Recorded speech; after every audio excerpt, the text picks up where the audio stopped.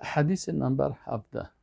قال رسول الله صلى الله عليه وسلم، رسول الله صلى الله عليه وسلم فرمودن التثاؤب من الشیطان، فاجه کشیدن از طرف شیطان است. فاذا تثاءب احدكم، وقتی که یکی از شما فاجه کشید، فلیردهم استطاع، تا اندازی که میتوانه او را رد بکنه، یعنی کوشش بکنه که فاجه نکشه و با دست خود مانع از او شود. متفق علیه، حدیثی است که امام بخاری و امام مسلم هر دویشان رحمهم الله روایت کردند.